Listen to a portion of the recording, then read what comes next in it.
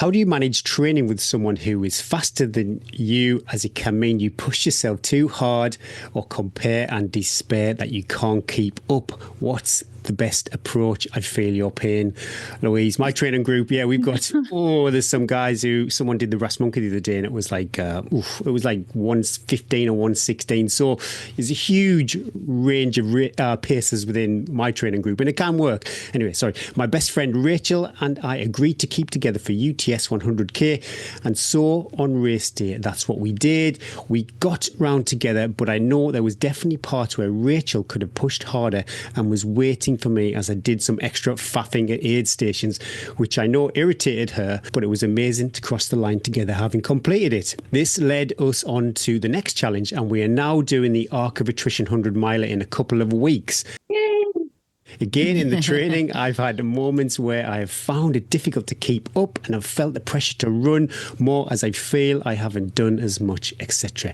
This has sometimes led me to maybe push a bit much or doubt myself. I use the excuse that I'm 5 years older, but I know it's just I'm not as skilled over the terrain and have as much endurance on the trail as Rachel. So what would your advice about training together in the future be? Stick to the same sessions, do your own thing. How do you manage the comparison and stay in your own lane? Rachel is a massive fan of the podcast has been saving up the episodes to listen to whilst on the Arc. She has treated me to a tea and trails hoodie for my birthday. Sensational. And we'll be repping in Cornwall when we are interviewed for UTMB again. Would be great to give her a mention as she's also turning 40 that weekend. Happy birthday, Rachel, and belated happy birthday, Louise. For a race especially, I'll lean on, say, Bob Graham round for myself and Robbo. We hashed a plan. And if that plan or somebody's race maybe put somebody else's successful Bob Graham round into jeopardy, then we kind of went our separate way. But yeah, communication I think is the key. But you can do your own thing too. Training that I do, we'll all start together, we'll all set off together, we'll find a place where we're not going to kind of just drift off into the distance and never see each other again. It can be tricky, yeah, there's no fun. I think we did a Teen Trails recce a few weeks ago too, a few of my friends, and I was hanging off the back. Yeah, sad times sometimes. Trish, do you want to go first with this? Yeah, well, sure. I'm going to be at the Arc 100. I'll be crewing. So if you see me, give me a shout. I'll try my best to look out for your teen top. I might wear my teen top as well. Woo. So yeah, I definitely feel the pain with I've got some rapid friends and I'm usually the one saying, let's stop and take a picture. guys. Yes. Oh, you can have a wee stop. Let's have a wee stop. But that shouldn't impact your training, because the reality is, when you're doing zone 2 training, which is your long runs, the vast majority of your long runs should be in zone 2 training.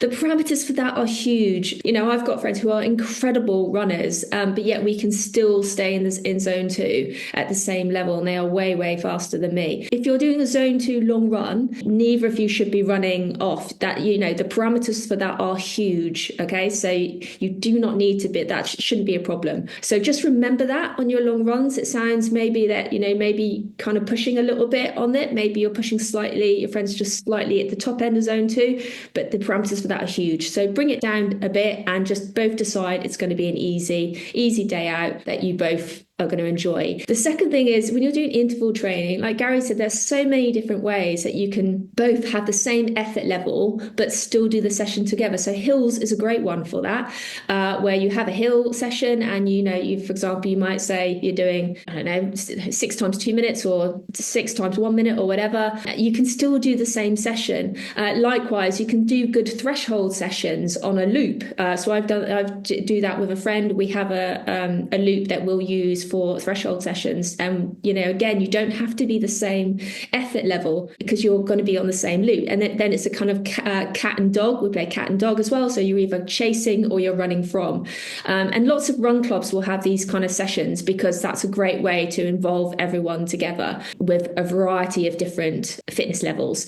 So I would say, yeah, you can definitely still do all of your training together. Your long runs, just make sure that you're both staying in zone 2 and identify that and state that from the onset, that this is a zone 2 run where you're focusing on fueling techniques, you're fueling on maintaining consistency. If you're not able to chat to each other, you're not in zone 2. So that's kind of the purpose of those runs. And you can't chat if you're supposed to be out on a social run. You can't chat if you're 10 meters ahead of your friend. Stay together. Again, just plan your interval sessions together. It's really good when you could do interval sessions or train sessions with a friend. So don't stop that. Definitely stronger together, and working as a team is a much better way to train. So I'd say maybe just sit down, figure out a couple of areas where you can work together and to get the most out of that. But cat and mouse games with interval training or on threshold loops or whatever is a really good way to do it. So just tie that down a little bit more.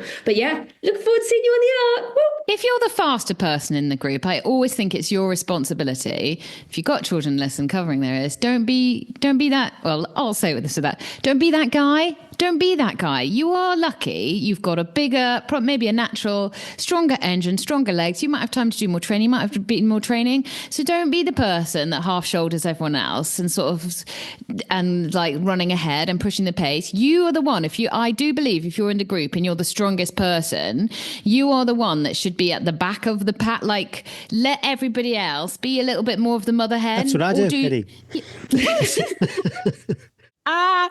That's what Gary is doing.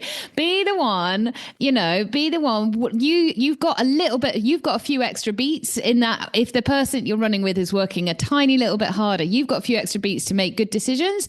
So just be the one that actually slows the pace down rather than the person that is and it's very quick. When you start in a group or a new group, it quickly works its way out. And if you are the one that finds the session easy, then just don't be that person.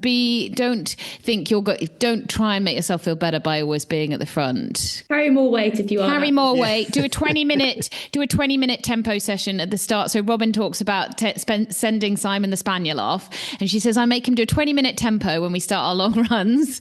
Off you go, 20 minutes tempo, and then join me for the rest of the run. So if you are running in a group, and if you're the slow person in the group, and you feel a bit sad because happens to me all the time, I always think, well, this is good training. They're making me move a little bit faster than I would. This doesn't reflect on me as a person. I'm still awesome. I'm just having a bit of a harder workout. And if I want to walk, I'm going to walk, and the rest of you can just wait, frankly. That's why it works well, I think, if you're in a looped situation, because I'll just reflect on our group. Some people are doing marathon training, some people are training for Lake 100, some people are training for all county tops. We're all just there in the same space. We're doing our own thing, but we're all still together in that little kind of mini community. It just works. Russell, you do a ton of work. You've run with the Kenyans, and they are sensational in running in a group, aren't they? You see them, huge packs. There's not one out front going, guys, I feel great today. What's up with you guys? How does that work? What have you seen? Guys, this has been so helpful for me because I didn't tell you this, but I'm actually coaching Louise. So I was so excited to outsource the question. Oh, I see what email this has come from. Doing my work for me. So thank you, everyone. I honestly was genuinely interested. Bex, have you got anything you want to add? Just because this is so super helpful for me. I think it's just most important how it makes the person feel mentally, and don't underestimate that. And if it doesn't feel right on that day to not go with a group, don't go with the group. I think you've always got to listen to where you are. Listen, she just pipes up with one sentence and it's the best one. We've waffled on for 10 minutes. But yeah, Louise, I would just say, listen to these guys. They sound like we covered it all. There's so much stuff you can do. I find when I'm group leading, which I'm quite often in a position where I'm leading a group as the coach, on road, it doesn't show up as much as it does on the hills. So you can quite easily run as a group in zone 2 on the roads. But I have noticed personally that on the mountains, zone 2 can be quite different for somebody on a hill than somebody else, and you can get dropped quite quickly. Somebody needs to walk, somebody can still quite easily run. So it does show up more where these gaps can get quite big on the hills. Having said that, I do think it's really important that you do run with someone on the hills as well, especially this time of year, because it's just safer. And there's a lot of evidence to say that it does feel more fun and easier. Stuff that I do exactly like Eddie said, you can wear a weight vest or a pack. Even 5 kilos is going to massively even out the disparity. That really helps. Another one is like the cat and dog Trish said, was just maybe to use the terrain. So, okay, you're going to run as fast as you can to that hill and then get back to me. And you can quite quickly tire someone out so that they get back to you. They're quite happy to. They might not like cat and dog. Yeah. But if Rachel's getting a bit ahead of herself and she's annoying you, you just send her off on a little mission and then see how fit she feels when she gets back. She might not be feeling quite. So stuff like that works really well. And be honest about it. Like Gary said, just communicate. Look, you're quicker than me. You're finding this easier than me. Why don't we mix it up a bit so that you're feeling like you're getting the same benefits that I am, and then we can both work together most of the time. If it's a really important key session, sometimes you might need to think about doing that on your own, because quite often in a race environment, you are going to be on your own for lots of it, especially with these ultras.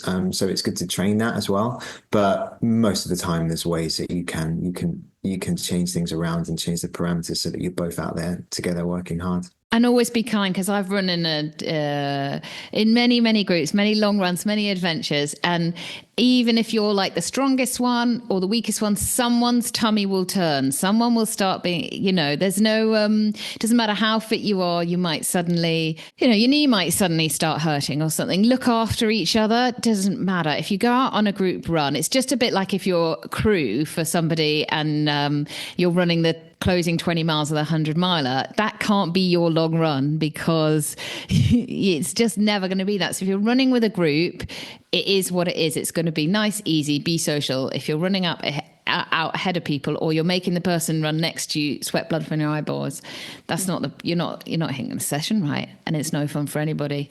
Yeah. Be kind. Hope that works. Good luck, girls. Happy birthday and good luck. Happy birthday. Good luck, Louise. You better smash it. We'll be waiting to hear back from Russell. Yeah, I'll be there on the finish Trish will line. hand you some. Interview. Yeah, Trish.